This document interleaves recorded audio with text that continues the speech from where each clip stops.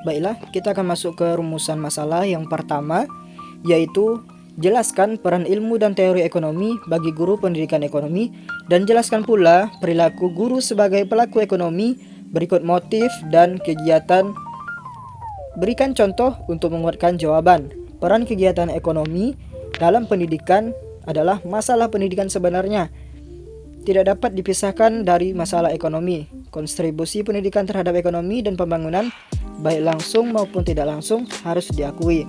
Oleh karena itu, pendidikan tidak serta-merta dianggap sebagai konsumsi atau pembiayaan. Saatnya melihat pendidikan sebagai investasi dan memberikan kontribusi jangka panjang. Pertumbuhan ekonomi Indonesia juga dipengaruhi oleh pendidikan. Oleh karena itu, pentingnya pendidikan dalam pertumbuhan ekonomi Indonesia akan menjadi produktivitas belajar sehingga penerus negara yang masih belajar dapat lebih memahami perekonomian dan memperbaiki perekonomian Indonesia.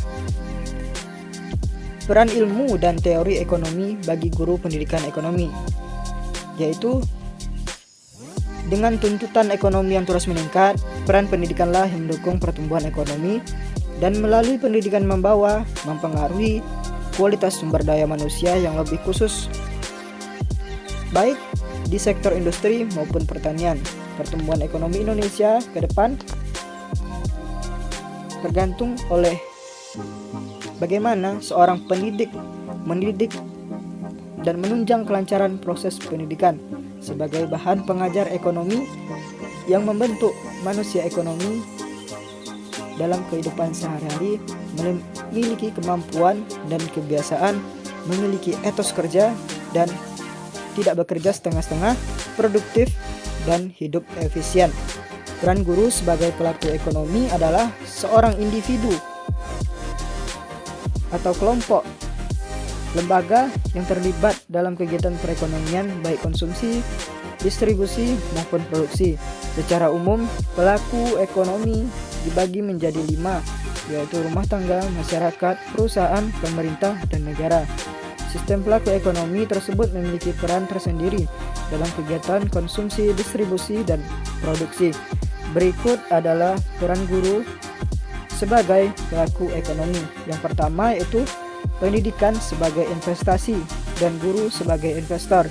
Yang kedua, guru berperan sebagai penyedia produksi jasa pada kegiatan ekonomi. Yang ketiga, guru juga berperan penting dalam membentuk manusia yang memiliki SDM yang baik. Selanjutnya, motif dan kegiatan guru sebagai pelaku ekonomi. Motif yang pertama yaitu motif personal, merupakan motif yang didasari oleh dorongan dalam diri seseorang atau individu yang bertujuan untuk memperbaiki tingkat ekonomi maupun memenuhi kesejahteraan pribadi. Contohnya, seorang guru menjadi pelaku ekonomi dalam produksi jasa untuk memenuhi kebutuhan hidup sebagai seorang pengajar agar mendapatkan uang.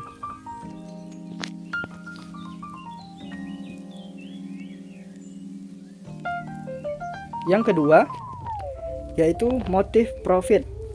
Merupakan motif ekonomi yang didasari oleh dorongan memperoleh keuntungan dari suatu usaha atau tindakan ekonomi. Contohnya, seorang guru yang menambah waktu jam mengajarnya untuk mencapai target materi yang diberikan kepada muridnya. Yang ketiga, motif kekuasaan.